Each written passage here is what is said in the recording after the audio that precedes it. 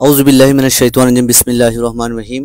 দেশ ও প্রবাস যারা যেখান থেকে দেখছেন সবাইকে পিএনএস টিভির অনলাইন চ্যানেল সমসাময়িক গুরুত্বপূর্ণ প্রশ্নোত্তর পর্বের শরীয়তের মাসালা অনুষ্ঠানে স্বাগত জানাচ্ছি।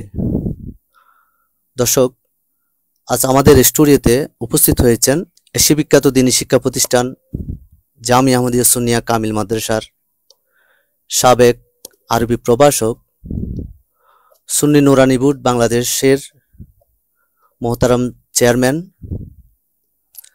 দাইম নাজির জামিয়া আহমদিয়া সুন্নিয়া জামে মসজিদের সম্মানিত খতিব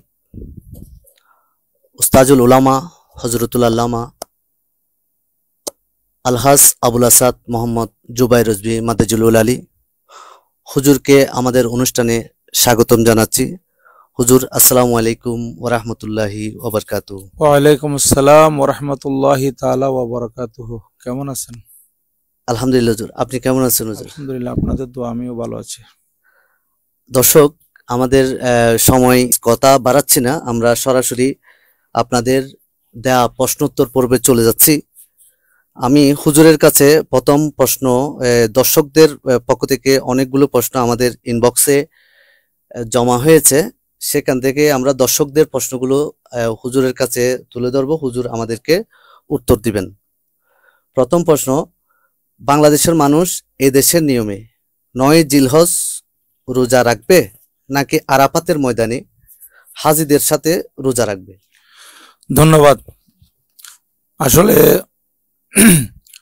রোজাটি হচ্ছে 9 জিলহজের রোজা। এই জন্য আমাদের এখানে 9 জিলহজ হচ্ছে আগামীকাল, আর ইয়মে আরফা সৌদি আরবের মধ্যে আজকে হয়েছে। তো আজকে হয়ে গেল, এটা আমাদের এখানে যেহেতু আজকে 8 তারিখ, তাহলে 8 তারিখের রোজা নয়, এটা হচ্ছে ইয়মে আরফা 9 তারিখ, 9 তারিখের রোজা। আজকে যদি এখানে রাখা হয় তাহলে এটা হচ্ছে 8 তারিখ ইয়মুত্তরবিয়া। ইয়মুত্তরবিয়ার রোজারও ফজিলত রয়েছে। তো আমরা রাখবো 9 তারিখ, কিন্তু এখানে 8 তারিখ হবে না 9 তারিখ হবে, সৌদি আরবের সাথে হবে না বাংলাদেশের সাথে হবে, এই নিয়ে অনেকে কনফিউজড। তাই আমি বলবো, আমরা সংশয়ের মধ্যে না থেকে যদি এই আরফার সাথে মিলিয়ে আমরা আমাদের এখানকার 8 তারিখ এবং 9 জিলহজ্জা হিসেবে আগামীকাল আমরা আমাদের দেশে আরফার পরদিন 9 তারিখ রাখি, তাহলে আর কোনো ধরনের সমস্যা থাকে না। আর বিশেষ করে আগামীকাল যেহেতু জুমাবার, এমন শুধু একাকি জুমাবার রোজা রাখা মাকরুহ বলা হয়েছে, তাই জুমার আগের দিনের সাথে মিলিয়ে অথবা জুমার দিন এবং জুমার পরের দিন সাথে মিলিয়ে রোজা রাখাটা উত্তম। তাই যারা আজকে রোজা পালন করেছেন এবং আগামীকাল রোজা পালন করবেন, তারা উত্তম পন্থাটা বেছে নিয়েছেন। ধন্যবাদ। ফ্রিজে রাখা মাছগুস্ত দিয়ে ফাতেহা দেয়া যাবে কিনা? ধন্যবাদ। ফ্রিজে মাছগোস্ত রাখলো, এগুলা দিয়ে ফাতিহা দেওয়া যাবে, কোনো সমস্যা হবে না। ধন্যবাদ। তৃতীয় প্রশ্ন, ঈদুল আজহার নামাজ পড়ার নিয়ম কি? কেউ জামাত পড়তে না পারলে করণীয় কি? ধন্যবাদ। আসলে ঈদুল আজহার নামাজের নিয়ম হচ্ছে, প্রথমে আমরা নামাজ আদায় করব, খুতবা হবে পরে। আমাদের জুমার নামাজের নিয়ম হচ্ছে এই খুতবা আগে, নামাজ পড়ে। আর এই নামাজগুলো শুধুমাত্র বছরে 2 বারই পড়া হয়, ঈদুল ফিতর এবং ঈদুল আজহা। এই কারণে অনেকের মধ্যে ভুল ত্রুটি পরিলক্ষিত হয়। তাই আমি বলবো, আমরা খতিবরা বা ইমামরা যারা নামাজ পড়াবেন, ওনারা প্রথমে তাকবীরে তাহরিমা বেঁধে নেবেন। তাকবীরে তাহরিমা বাঁধার পর সানা পড়ে নিতে হবে। সানা পড়ার পর তাউস তসমি আউযুবিল্লাহ বিসমিল্লাহ পরে সূরা কারা শুরু করার আগে পরপর 3টি তাকবীর করবেন, পরপর। তাহলে পরপর 3টি তাকবীর পরে সূরা কারা শুরু করবে। এই তাকবীরের মধ্যে প্রথম তাকবীরে হাত তুলে ছেড়ে দিবে, দ্বিতীয় তাকবীরেও হাত তুলে ছেড়ে দিবে, তৃতীয় তাকবীরে হাত তুলে বেঁধে নিবে। যেহেতু এখানে পড়ার ব্যাপার আছে, সূরা কারাত পড়বে, তো তৃতীয় তাকবীরের পর ইমাম সাহেব এবং মুক্তাদি সবাই হাত বেঁধে নিবে। তারপর সূরা ফাতিহা পড়বে, সূরা ফাতিহার সাথে অন্য কোনো সূরা মিলাবে কিংবা আয়াত মিলাবে। তারপর রুকু সাজদার মাধ্যমে প্রথম রাকাত শেষ করবেন। প্রথম রাকাত শেষ করে সূরা ফাতিহা পড়বে, দ্বিতীয় রাকাতের জন্য দাঁড়াবেন, আল্লাহু আকবার বলে, তাহলে মুসল্লিরও দাঁড়িয়ে যাবেন। এখন ইমাম সাহেব প্রথমে সূরা কারাত পড়ে নেবেন দ্বিতীয় রাকাতে, দ্বিতীয় রাকাতে প্রথমে সূরা ফাতিহা পড়বেন, তারপরে কোনো সূরা পড়বেন, অথবা কোনো 3টি আয়াত, বড় একটি আয়াত কিংবা ছোট 3টি আয়াত, এগুলা মিলানোর পর রুকুতে যাওয়ার আগে পরপর 3টা তাকবীর করবেন। প্রথম তাকবীর হবে হাত তুলে ছেড়ে দিবেন, দ্বিতীয় তাকবীর হবে হাত তুলে ছেড়ে দিবে, তৃতীয় তাকবীর হবে হাত তুলে ছেড়ে দিবে। এখানে আর বাঁধার নিয়ম নাই। চতুর্থ তাকবীরের মধ্যে হাত ছাড়া অবস্থায় রুকুতে চলে যাবে। তারপর ইমাম সাহেব রুকু থেকে উঠে সিজদা করবে, সিজদায়, তারপর সিজদা থেকে তাশাহুদের মধ্যে বসবে, মুক্তাদিরে বসবে, তারপরে সালাম ফিরানোর মাধ্যমে ইমাম সাহেব নামাজ শেষ করবেন, মুক্তাদিরে নামাজ শেষ করবেন। শেষ করার পর তাকবীর বলবেন উচ্চ আওয়াজে, উচ্চ আওয়াজে তাকবীর বলবেন। যেহেতু আইয়ামে তাশরিকের তাকবীর আছে না, আমরা যে তাকবীর পড়ি আল্লাহু আকবার, আল্লাহু আকবার, লা ইলাহা ইল্লাল্লাহু, আল্লাহু আকবার, আল্লাহু আকবার, ওয়ালিল্লাহিল হামদ, এই তাকবীর সবাই পড়বে উচ্চস্বরে। তারপর ওইদিকে নিয়তটা তো আমি প্রথমে বলি নাই, নিয়ত হচ্ছে নাওয়াইতু আন উসাল্লি লিল্লাহি তাআলা রাকাতাই সলাতিল ঈদিল আযহা মা সিত্তে তাকবীরাতি ওয়াজিবিল্লাহি তাআলা ইক্তদাইতু বিহাযাল ইমাম মুতাওয়াজ্জিহান ইলা জিহাতিল কাবাতি শরীফাতি আল্লাহু আকবার। আর যদি আরবিতে নিয়ত না আসে, কোনো মুক্তাদির বাংলাতে নিয়ত করতে পারবেন। পবিত্র ঈদুল আযহার 2 রাকাত ওয়াজিব নামাজ 6 তাকবীরের সাথে কিবলামুখী হয়ে এই ইমামের পিছনে ইক্তদা করতেছি, আল্লাহু আকবার, ইমামের পিছনে নিয়ত করবেন। তাহলে আমি ওই নিয়তটা একটু পরে নিয়ে আসলাম আর কি, প্রথম দিকে বলা হয় না, এই জন্য। ধন্যবাদ। ধন্যবাদ হুজুর। হুজুর, আমাদের এখানে প্রায় 200-এর উপরে আমরা সকালে আজকের এই প্রশ্নোত্তর পর্ব ঘোষণা দেওয়ার পরে আপনার অনেক দর্শক, আপনাকে অনেকে অধিকাংশ আহলে সুন্নাত ওয়াল জামাতের অনুসারীরা পছন্দ করেন। আপনার কথা জানার সাথে সাথে তারা আমাদের ইনবক্সে প্রায় 200-এর উপরে আমার এখানে প্রশ্ন জমা আছে। তাই প্রশ্নগুলো আমরা একটু রেডি করতে সময় লেগেছে, লাইভটি আধ ঘন্টা দেরি হয়েছে। সেখান থেকে আমরা যেতে এতগুলো প্রশ্ন আমাদের স্বল্প সময়ে দর্শক উত্তর দেওয়া সম্ভব নয়, তাই আমরা কুরবান এবং হজ এই সমসাময়িকের গুরুত্বপূর্ণ যে প্রশ্নগুলো, আমরা সেরকম কিছু প্রশ্ন আপনাদেরকে সময়ের মধ্যে উত্তর দেওয়ার ইনশাল্লাহ চেষ্টা করব। আমাদের চতুর্থ প্রশ্ন হচ্ছে, হারাম টাকায় পশু ক্রয় করে কোরবানি দিলে কোরবানি আদায় হবে কিনা, এবং শরীকি কোরবানি করলে শরিকদারের মধ্যে কারো ইনকাম হারামের হলে শরীয়তের হুকুম কি? ধন্যবাদ। এখানে কেউ যদি হারামের টাকা দিয়ে কোরবানি করে, তার কোরবানি হবে না, এটা স্পষ্ট কথা। হারামের টাকা দিয়ে দান করলে এটা দান শুদ্ধ হবে না, এটা স্পষ্ট কথা। এটা একদম শতসিদ্ধ কথা যে যদি হারামের টাকা হয় সম্পূর্ণ, সেই হারামের টাকা দিয়ে যদি কোরবানি করে, এই কোরবানি আদায় হবে না। এবং যারা শরীকি কোরবানি করে, মনে করেন 3 জনে মিলে একটা গরু কিনেছে, কিংবা 2 জনে মিলে কিনেছে, কিংবা 7 জনে মিলে একটা গরু কিনেছে, যেহেতু 7 শরিক আছে, তাইলে সেই অবস্থায় কোনো কোরবানি দাতা বা কোনো শরিকদারের নিয়ত যদি খারাপ হয়, কিংবা কোনো শরিকদারের ইনকাম যদি খারাপ হয়, তাহলে বাকি যারা হালাল ইনকাম করছেন তাদের কোরবানি হবে না। হ্যাঁ, বাকি যারা হালাল ইনকাম দিয়ে শরিক হয়েছেন তাদের ইনকামও হবে না। আবার শুধু একজনের ইনকাম হারাম হলে বাকিদের কোরবানিও নষ্ট হবে তাই নয়, নিয়ত খারাপ হলো। যেমন মনে করেন এখানে 3 জনে কোরবানি করতেছে, 3 জনের মধ্যে 2 জনের নিয়ত আছে তাকাররুবিল আল্লাহ, আল্লাহ তাআলা সন্তুষ্টি অর্জন করা, আর সেখানে 3য় জনের নিয়ত হচ্ছে আমি এই গোশত খাইতে হবে, এখন আমি কোরবানি একটা না দিলে আমার বাচ্চারা গোশত কিভাবে খাবে, এই নিয়ত যদি থাকে, তাহলে সেই অবস্থায় শরিকদের কারো কোরবানি হবে না। এখানে নিয়ত এবং ইনকাম দুটোটা শুদ্ধ হতে হবে, শরিকদার প্রত্যেকের। কথা বুঝে আসছে? জি জি জি, ধন্যবাদ। ধন্যবাদ হুজুর। আরেক ভাই আমাদের প্রশ্ন করেছেন, জামারাতে শয়তানকে পাথর হাজি নিজে নিক্ষেপ করবে নাকি মুআল্লিম অন্য কারো মাধ্যমে নিক্ষেপ করতে পারবে? ধন্যবাদ। এখানে পাথর নিক্ষেপ করা হচ্ছে ওয়াজিব। এটা যারা হাজি সাহেবান আছেন ওনারা নিজেরা যদি পাথর নিক্ষেপ করতে পারেন তাহলে অনেক উত্তম, কিন্তু এটা বদলি দেওয়ারও নিয়ম আছে। যদি কোনো বৃদ্ধ মানুষ ওখানে যাইতে পারতেছে না, জমারাতের মধ্যে যথেষ্ট ভিড় থাকে, অথবা উনি হাঁটতে পারতেছেন না, চলতে পারতেছেন না, তো এরকম ব্যক্তিরা ওই সেখানে যারা মুআল্লিম থাকেন তারা, কিংবা যারা সহপাঠী হাজি সাহেব আছেন ওনাদের মাধ্যমেও এই পাথরগুলা নিক্ষেপ করাই দিতে পারবেন। ধন্যবাদ। ধন্যবাদ হুজুর। আমাদের পরের আরেকটি প্রশ্ন, এক ভাই প্রশ্ন করলেন, একটি গরুতে 1 ভাগ কোরবানি দিয়ে বাকি 6 ভাগ আকিকা দেয়া যাবে কিনা, মানে একটি গরুর 1 ভাগ নিজেদের নামে কোরবানি দিয়ে বাকি 6 ভাগ আকিকা দেয়া যাবে কিনা? ধন্যবাদ। আসলে উনি যদি একজনের কোরবানি দাতা হন, যার উপর কোরবানি ওয়াজিব হয়েছে এমন মালিক নেসাব যদি একজন হন, উনি ছাগল দিয়ে তো কোরবানি দিয়ে দিতে পারতেছেন, হ্যাঁ, এক শরিক এটা, কিন্তু উনি কিনছেন গরু। এখন গরুর মধ্যে উনি মালিক নেসাব একজন, তাইলে উনার একটা শরিক আর বাকি 6টা শরিক খালি থাকতেছে। তো সেখানে উনি 6 জনের আকিকা করাতে পারবেন, কোনো সমস্যা নেই। কিন্তু এখানে একটা কথা, যে প্রিয় নবীজি সাল্লাল্লাহু আলাইহি সাল্লামা নিজেও কোরবানি দিয়েছেন, উম্মতের জন্য কোরবানি দিয়েছেন। তো এই জায়গায় দয়াল নবীজি কোরবানি দেওয়ার সময় উম্মতকে বলেন নাই, তাহলে আমরা উম্মতরা নবীজির নামটা কেন দেব না? তো এই জন্য আমি বলবো এটা উত্তম হবে যদি কোরবানি তো প্রতি বছর ঘুরে ঘুরে আসতেছে, তো আকিকা এবার নিজের নামে কোরবানি করার পর প্রিয় নবীজির নামে একটা কোরবানি দিল, তারপর বাকি 5টা আকিকা দিয়ে দিল। ধন্যবাদ হুজুর। আমাদের পরের প্রশ্ন, কোরবানির পশু হাজিগণ দেখতে পায় না, শুধুমাত্র মোবাইলে মেসেজ আসে আপনার কোরবানি হয়েছে, এতে কোরবানি আদায় হবে কিনা?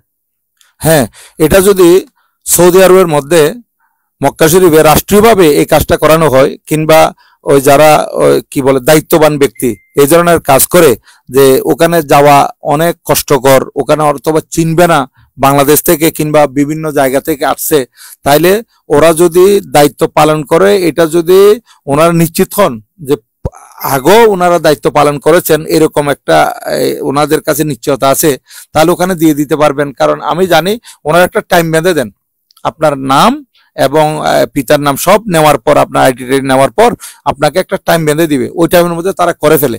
জিম্মাদারেরা যথাযথভাবে জিম্মাদারি আদায় করলে তাহলে এটা হয়ে যাবে। আবার ওইদিকে আরেকটা কথা, যদি জিম্মাদারেরা ওই আদায় না করে থাকে, তাহলে এদিকে হজের মধ্যে ত্রুটি হয়ে যাবে, কিন্তু আবার জিম্মাদারেরা গুনাহগার হবে, যারা জিম্মা নিবে তারা কিন্তু গুনাহগার হবে। কিন্তু এদিকে লক্ষ্য রাখতে হবে হাজি এরা জিম্মাদারিটা ঠিকভাবে আদায় করে কিনা। ধন্যবাদ হুজুর। আমাদের পরের প্রশ্ন, হাজিগণ নামাজে মাগরিব না পড়ে মুজদালিফায় কেন পড়ে? জি, আরেকটু বলেন। হাজিগণ এক ভাই প্রশ্ন লিখলেন, হাজিগণ নামাজে মাগরিব না পড়ে, তারা নামাজে মাগরিব আরাফায় না পড়ে, হ্যাঁ আরাফায় না পড়ে, তারা আরাফায় লিখে নাই, আরাফায় না পড়ে মুজদালিফায় গিয়ে পড়ে কেন? আচ্ছা আচ্ছা, ধন্যবাদ, এটা সুন্দর প্রশ্ন। হজের নিয়ম হচ্ছে হাজিরা যখন আরফার ময়দানে উপস্থিত হবেন, ওনারা জোহর এবং আসর আরফাতের ময়দানে পড়বেন ইমামের পিছনে। এখানে একটা মশলা ঠিক ক্লিয়ার করতে হবে, ইমামের পিছনে যদি হয় জোহর এবং আসর, জোহরের শেষ সময় করে জোহরের টাইমে পড়বে, তাহলে আসরের সময় এখনো হয় নাই, কিন্তু আসরের আগে জোহরের টাইমে আসর এবং মাগরিব একসাথে ইমামের পিছনে আদায় করবে। যেহেতু আমার নবীজি আরফার ময়দানে এইভাবে আদায় করেছেন, সেই নিয়ম আমাদেরকে আদায় করতে হবে। আবার নবীজি মাগরিবের নামাজ আরফার ময়দানে পড়েন নাই, নবীজি ওই মুজদালিফায় গিয়ে জমে বাইনা সালাওয়াতাইন করেছেন, অর্থাৎ মাগরিব এবং এশা রক্তের মধ্যে পড়েছেন। তো এই নিয়মটা কিয়ামত পর্যন্ত সবাইকে মানতে হবে, যেহেতু এটা আমাদের প্রিয় নবীজি সাল্লাল্লাহু আলাইহি সাল্লাম এভাবে আদায় করেছেন। ধন্যবাদ হুজুর। আমাদের পরের প্রশ্ন, মা বাবা বেঁচে নেই, এমত অবস্থায় সন্তানেরা মা বাবার পক্ষ থেকে 1 ভাগ কোরবানি দিতে পারবে? মৃত ব্যক্তির পক্ষ থেকে কোরবানি করার বিধান কি? ধন্যবাদ। এখন এই মরহুমাত যারা মা বাবা দুনিয়া থেকে চলে গেছেন, এদের পক্ষ থেকে কোরবানি দেওয়া যাবে কিনা এটা।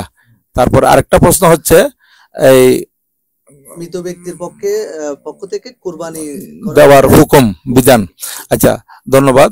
এখানে অবশ্যই পারবে, কারণ আমি আরেকটা মশলায় বলেছিলাম যে একটা গরুর মধ্যে 7টা শরিক থাকে, তাইলে কোরবানি দাতা যারা মালিক নিসাব ওনারা হয়তো 2 জন অথবা 3 জন, তাহলে আরো 4-5 শরিক বেঁচে থাকে, তাহলে সেইখানে এই মা বাবার নামে কোরবানি দিতে পারবে। এটা কিন্তু ওয়াজিব নয়, এটা নফল হিসেবে হবে। নিজেরা যাদের উপর ওয়াজিব হয়েছে প্রথমে তাদের নামগুলো দিয়ে দিবে, তাদের নামে করবে। তাদের নামগুলো দেওয়ার পর আল্লাহর নামে যে কোরবানি করতেছে সেখানে তাদের নাম দেওয়ার পর ওই মৃত মা বাবা ওনাদের নাম যুক্ত করতে পারবে, কোনো ধরনের সমস্যা নাই। এখানে আরেকটা মশলা ক্লিয়ার করতে হবে, যদি মা বাবা দুনিয়া থেকে যাওয়ার সময় বলে যায় যে আমাদের নামে প্রতি বছর কোরবানি দিও, যদি বলে যায়, না বললে তো সন্তানেরা যারা কোরবানি মা বাবার নামে দিবে এটা নফল হবে, কিন্তু যদি মা বাবা ওসিয়ত করে যায় তাহলে ওসিয়ত করলে ওদের নামে কোরবানি দিতে হবে, এবং এই কোরবানির পশুর গোশত কেউ খাইতে পারবে না, তাদের মধ্যে এটা সৎকা করে দিতে হবে। হ্যাঁ, কিন্তু মা বাবার নামে এমনি কোরবানি দিলে এটা সৎকা করতে হবে না, এটা নফল হিসেবে হবে, এটা সবাই খাইতে পারবে। কিন্তু ওসিয়তের সময় ওসিয়ত যদি করে দেয় তাদের জন্য কোরবানি করতে, এই গোশত কিন্তু সৎকা করে দিতে হবে, এটা খেয়াল রাখতে হবে। ধন্যবাদ হুজুর। আমাদের পরের প্রশ্ন, কোরবানির শর্তাবলী কি কি? হ্যাঁ, কোরবানি করার শর্তাবলী কি কি?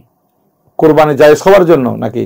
এখানে এক ভাই লিখছেন কোরবানির শর্তাবলী কি কি, মানে কোরবানি করার জায়েজ হওয়ার জন্য একটা শর্ত থাকে। জি জি। কোরবানির সত্য হওয়ার জন্য ওনাকে মুসলমান হতে হবে, জি জি। তারপরে প্রাপ্তবয়স্ক হতে হবে, হ্যাঁ, মুকিম হতে হবে। জি। মুকিম মানে স্থানে থাকতে হবে। মুসাফের উপরে কোরবানি ওয়াজিব নয়, কিংবা অপ্রাপ্ত বয়স্কের উপরে কোরবানি ওয়াজিব নয়। কিন্তু যদি বা মা বাবা অপ্রাপ্ত বয়স্কের পক্ষে দিয়ে দেয় তাহলে এটা নফল হিসেবে তাদের জন্য হবে, কিন্তু এখানে তাদের উপর ওয়াজিব নয়। আর মুকিমও হতে হবে এবং মালিকে নেসাব হতে হবে। হ্যাঁ, মালিকে নেসাব হবে। মালিকে নেসাব মানে অর্থাৎ এখানে বর্তমানে 7.5 ভরি স্বর্ণ এবং 7.5 বর্ণতলা রৌপ্য, কিন্তু শরীয়তের মশলা হচ্ছে কালের পরিবর্তনে 7.5 ভরি স্বর্ণের দাম অনেক বেড়ে গেছে, কিন্তু 7.5 বর্ণতলা রৌপ্য এখন মনে করেন 78,500 কিংবা তার থেকে কিছু বেশ কমের মধ্যে পাওয়া যাচ্ছে। 80,000ও ধরেন, তাহলে 80 থেকে 90,000 টাকা যদি কারো কাছে থাকে, উনি বছরে খেয়ে দিয়ে যদি ওনার কাছে থাকে, উনি মালিকে নেসাব। কিন্তু কোরবানির ব্যাপারে মালিকে নেসাব হওয়ার জন্য 1 বছর পর্যন্ত মাল থাকতে হবে না, এটা হচ্ছে যাকাতের ব্যাপারে। আর কোরবানির ব্যাপারে উনি 10 জিলহজ সকাল থেকে শুরু করে 12 জিলহজ সন্ধ্যা পর্যন্ত, এর মধ্যে যদি ওনার কাছে এই টাকা যদি চলে আসে, এই পরিমাণ টাকা, ওনার কাছে কোনো কর্জ নাই, ওনার কাছে কোনো ধরনের ঋণ নাই, এবং ওনার কাছে ওনাকে কাউকে কিছু দিতে হবে না, এইরকম ওনার কাছে জমা টাকা, এগুলা ওনারই টাকা যদি হয়, তাহলে এই টাইমের ভিতরে আসলে ওনাকে কোরবানি দিতে হবে। ধন্যবাদ হুজুর।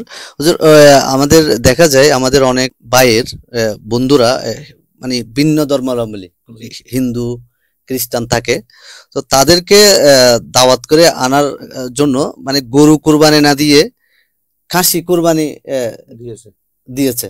তো এই কুরবানি শরীয়তের হুকুম কি? ধন্যবাদ। এটা একটা খুব গুরুত্বপূর্ণ একটি প্রশ্ন আপনি করেছেন। এখানে যদি কেউ নিজের ব্যবসায়িক পার্টনার হোক কিংবা প্রতিবেশী হোক, ভিন্ন ধর্মের লোক, হ্যাঁ, ওনাদেরকে খুশি করার জন্য, ওনাদেরকে খাওয়ানোর জন্য কোরবানিতে দাওয়াত দেওয়া এবং দাওয়াত দিয়ে এনে খাওয়া, এইরকম করা, এটা আসলে শরীয়তের মশলা হচ্ছে এই কোরবানিটা একমাত্র আল্লাহর জন্য। কোরবানিটা করতেছে আল্লাহর তাকাররুব, আল্লাহর নৈকট্য লাভ করার জন্য। এখানে অন্য কোনো মকসদ থাকতে পারবে না। যদি কোনো মুসলমান কোরবানি করার সময় এই নিয়ত করে যে আমি যদি গরু কোরবানি করি তাহলে আমার প্রতিবেশী ভিন্ন ধর্মের লোক উনি খেতে আসবে না, তাহলে উনি আমার ব্যবসায়িক পার্টনার, ওনাকে আমাকে দাওয়াত করতে হবে, তাহলে সেই জন্য গরুর পরিবর্তে যদি উনি ছাগল কোরবানি করে, যেমন গরুর মধ্যে 7 ভাগ আছে, উনি 7 ভাগ, এটা গরু একটা না কিনে 7টা ছাগল কিনলো বা খাসি কিনলো, ওনার কোরবানি টোটালি হবে না, মোটেও কোরবানি হবে না। কারণ ওনার মকসদের মধ্যে, নিয়তের মধ্যে ফুতুর এসে গেছে, নিয়তের মধ্যে ত্রুটি এসে গেছে। ওনার নিয়ত শুধুমাত্র আল্লাহর সন্তুষ্টি, এটা আর নাই।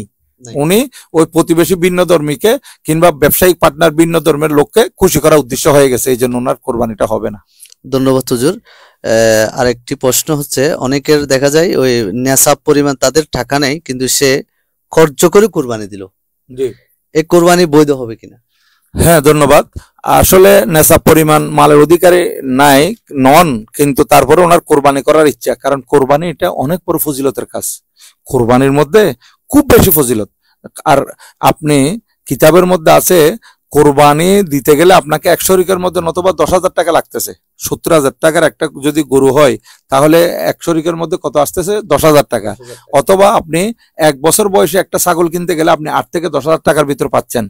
এই তো 8 থেকে 10,000 টাকার ভিতর আপনি একটা ছাগল নিয়ে আপনি কোরবানি দিলে, কোরবানির দিন আপনি এত ইবাদত করতেছেন, হাদিসে পাকে এসেছে ওই দিন রক্ত প্রবাহিত করার চাইতে উত্তম কোনো ইবাদত নেই। তাহলে কোরবানির ফজিলত কত কত বেশি। আপনি মালিকে নেসাব, আপনার কাছে এই টাকা আছে, কিন্তু আপনি কোরবানি না দিয়ে আপনি বলতেছেন আমি অমুককে দান করব, অমুককে দান করবো, গরিবের মেয়ের বিয়ে দিব, এই করব সেই করব, দাতব্য চিকিৎসালয় করব, তাহলে আপনি এই কোরবানিতে ওয়াজিব, এটার সওয়াব থেকে আপনি বঞ্চিত হলেন, গুনাহগার হলেন। দান করবেন যে দান সদকা সওয়াব পাবেন, কিন্তু এর তুল্য হবে না। এর তুল্য শুধু অল্প দান করলে নয়, কিতাবের মধ্যে আসতেছে আপনার উপর কোরবানি ওয়াজিব হয়েছে, আপনি কোরবানি না করে যদি একটা স্বর্ণের পাহাড়ও দান করে দেন তারপরেও এর তুল্য হবে না। হ্যাঁ, তাহলে ইনি গরিব মানুষ, উনি কোরবানি করতে চাচ্ছেন, হ্যাঁ, তাহলে উনি ফজিলত পাবেন, অনেক ফজিলত পাবেন, এটা ওনার জন্য নফল হবে আর কি। প্রশ্ন করলেন খাসি ছাগল বলদ গরু দিয়ে কোরবানি হবে?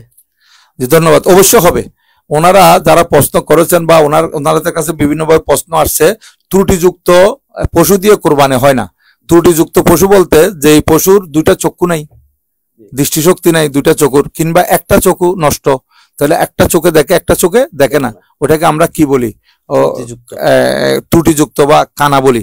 হ্যাঁ, এরকম। হ্যাঁ, কিন্তু আবার বাঁকা চোখ আছে যেটাকে টেরা চোখ বলি, ওইটা দুটোটা চোখে দেখে কিন্তু বাঁকা চোখগুলো, ওটা দিয়ে হয়ে যাবে।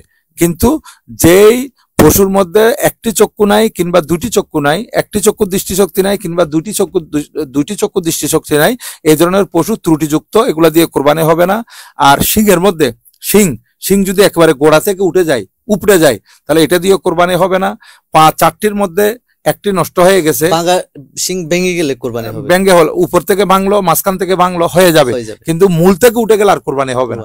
হ্যাঁ, আর ওই পা যদি চার পা বসাইতে গিয়ে এক পা বসাইতে পারতেছে না, হ্যাঁ, তাহলে সেটা দিয়ে কোরবানি হবে না।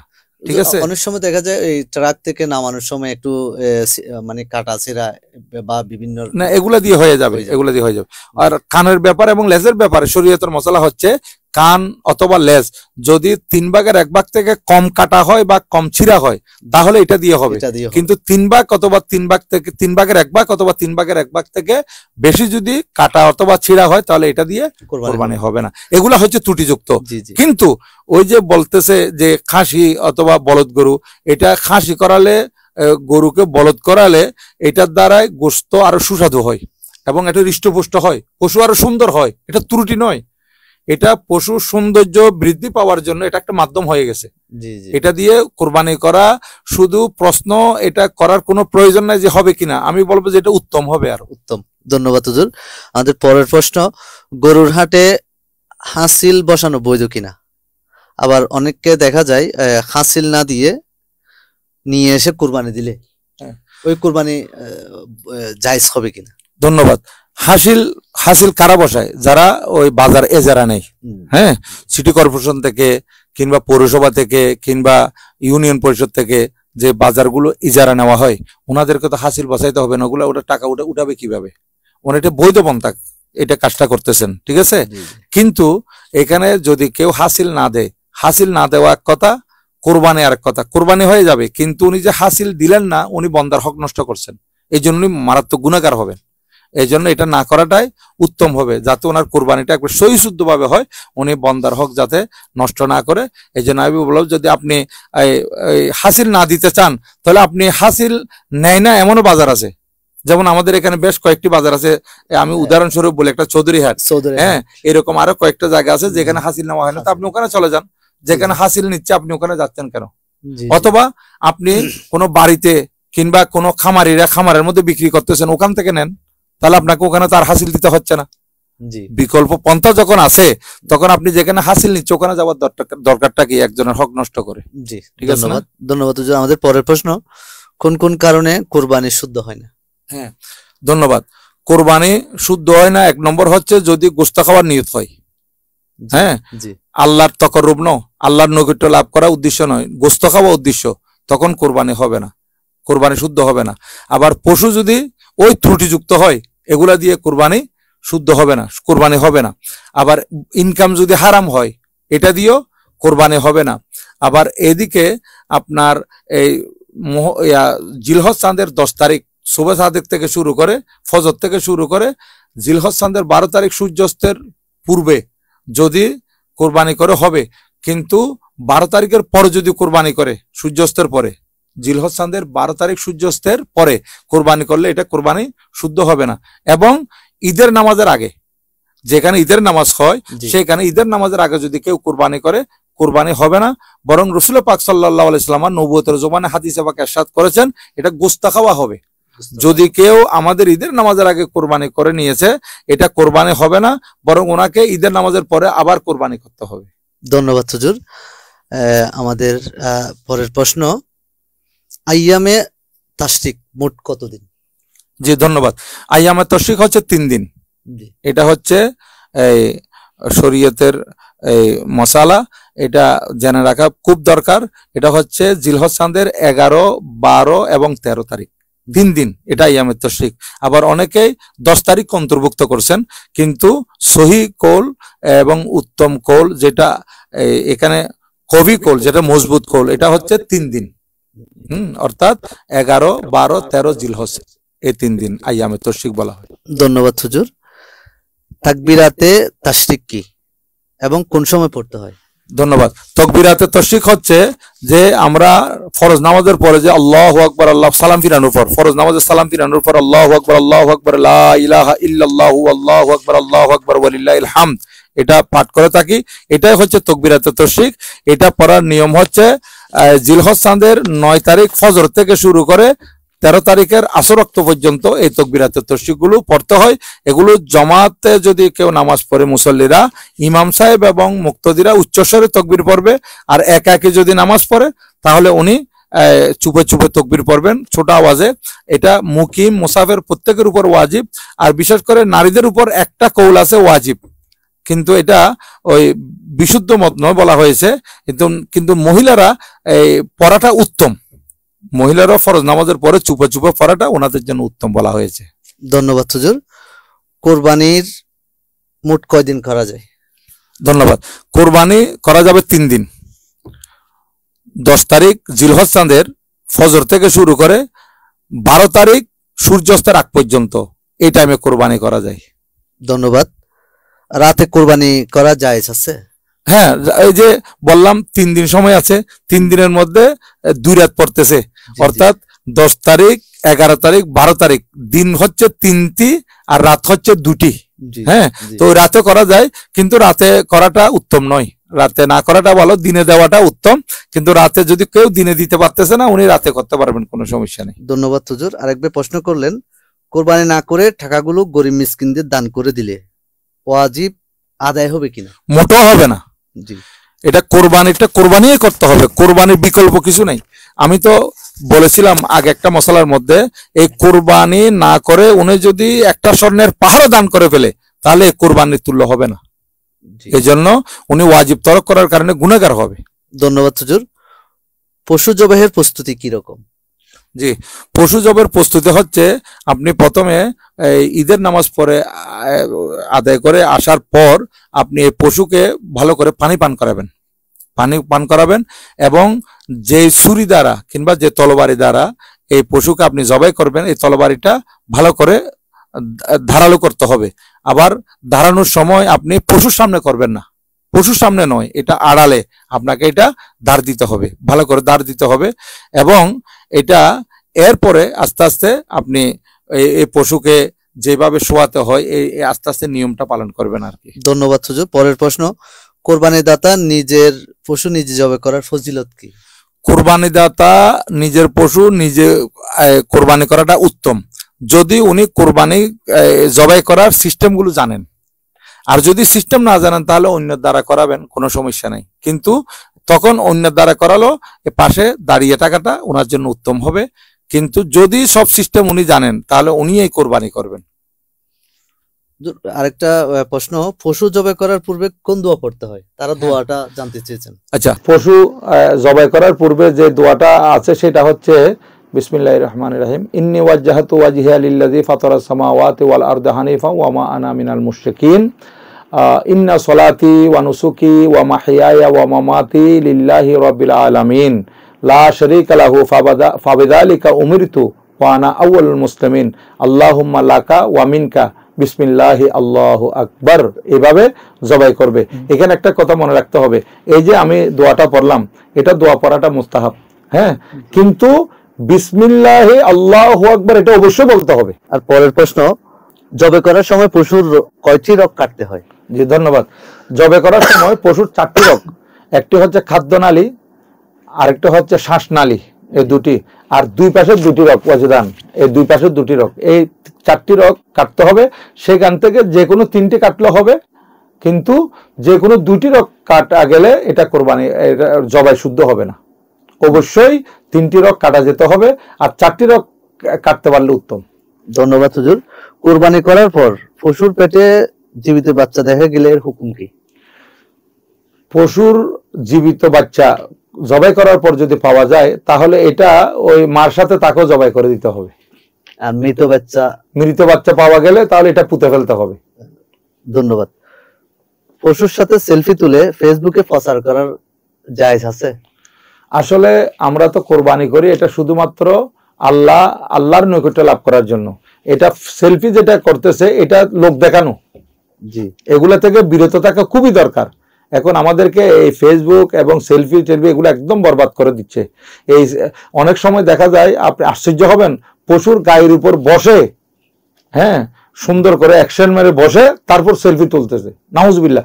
এটা, এই পশুটা আল্লাহর নামে জবাই হবে, যে পশুটা আল্লাহর নামে জবাই হবে এগুলাকে শায়রুল্লাহ বলা হয়েছে, আল্লাহর নিদর্শন। তো এগুলোর উপর বসে এত বড় বেয়াদবি করা এবং সেলফি করে মানুষকে দেওয়া, এটা অনেক সময় এরকমও করে যে আমার এই গরুটা অনেক টাকা দিয়ে কিনছে, আমাদের কাছে অনেক টাকা আছে, এই কারণে আমরা বড় গরু কিনছি, এটা অহংকার করার জন্য অনেক সময় এগুলা করা হয়। তাহলে এই সেলফি তোলানো এগুলা সম্পূর্ণভাবে হারাম, এগুলা নিষেধ। এমনও তো ছবি তোলা হারাম। যদি প্রয়োজনে আপনি হজে যাবেন কিংবা কোনো চাকরিতে যাবেন, ছেলেরা পরীক্ষা দিবে, এখানে রেজিস্ট্রেশন কার্ডে আপনার ফর্ম ফিল আপের মধ্যে কার্ডের মধ্যে আপনার ছবি দিতে হয়, প্রয়োজনে শরীয়ত মতে এই ছবি তোলাটা জায়েজ বলা হয়েছে, কিন্তু এমনি অযথা ছবি তোলা সম্পূর্ণ হারাম। ধন্যবাদ হুজুর। আর কোরবানির মাংস মানে কয়দিন, আচ্ছা কয়দিন খেতে পারবে? এটার মানে সর্বোত্তম হুকুম কি, খাবার হুকুম কি, এরকম লিখছে? আচ্ছা, প্রথমে এটা রাসূল পাক সাল্লাল্লাহু আলাইহি ওয়াসাল্লামের জমানায় এটা 3 দিন খাওয়ার জন্য আমার নবীজি নির্দেশ দিয়েছিলেন। পরবর্তীতে এটা রহিত হয়ে গেছে। নবীজি বলেছেন তোমরা পুরো বছর রাখতে পারবে, কোনো সমস্যা নাই, তো রেখে খেতে পারবে। এখন তো আমাদের বর্তমান সময়ের মধ্যে যেহেতু বিজ্ঞান উন্নতি লাভ করতেছে, ভালো ভালো ফ্রিজের ব্যবস্থা আছে, তো ওখানে রাখতে রাখতে যদি বছরও চলে যায়, আগামী কোরবানও চলে আসে, তারপরে পর্যন্ত খাইতে পারবে, কোনো সমস্যা নেই। কোরবানির মাংস পশু জবাইকারী ও কসাইকে দেয়া যাবে? হ্যাঁ, এটা একটা বড় দামি প্রশ্ন। এটা আসলে যারা কসাই ওদেরকে পারিশ্রমিক দিয়ে দিতে হবে।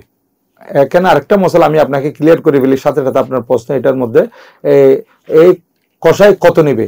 আমরা একটা মনে করলাম যে ওনাকে 2000 টাকা দিলে হবে, কিন্তু উনি চিন্তা করতেছেন বছরে একবার কোরবানি হয়, এখানে আমি 7000 টাকা দাবি করি। ও যদি দাবি করে এটা আপনাকে দিতে হবে।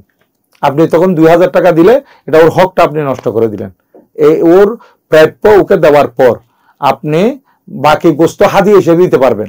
কিন্তু কোন কসাই যদি 5000 টাকা চায়, তা আপনি বললেন যে ঠিক আছে আমি তোমাকে 2000 টাকা দেবো আর 3000 টাকার গোস্ত এখান থেকে দিয়ে দেবো, কোরবানি হবে না।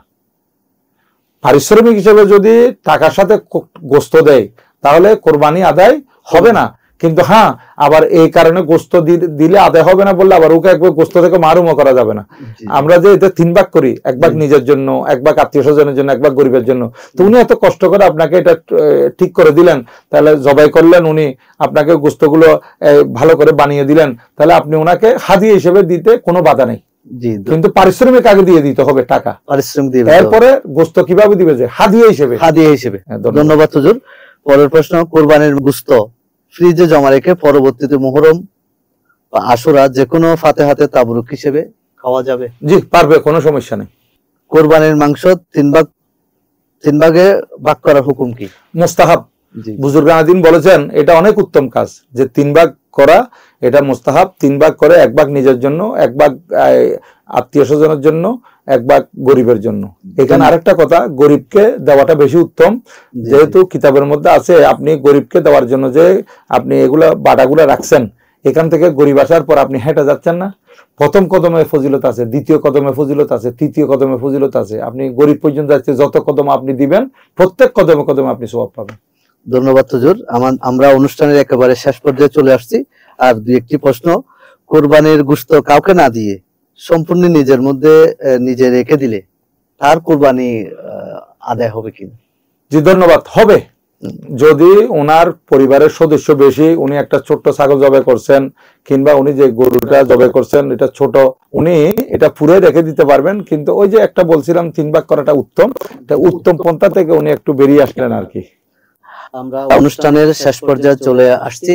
এরকম আরো সুন্দর সুন্দর সমসাময়িক প্রশ্ন উত্তর, টকশো, সমসাময়িক বিষয় নিয়ে টকশো, সবকিছু আরো গুরুত্বপূর্ণ খবর দেখতে আমাদের পি নিউজ অনলাইন চ্যানেল পেজে লাইক দিয়ে সাথে থাকবেন।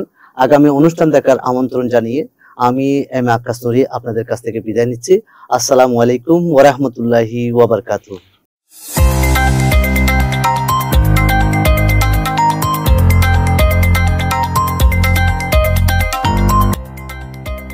সত্যের সন্ধানে নির্ভীক, পি নিউজ টিভি।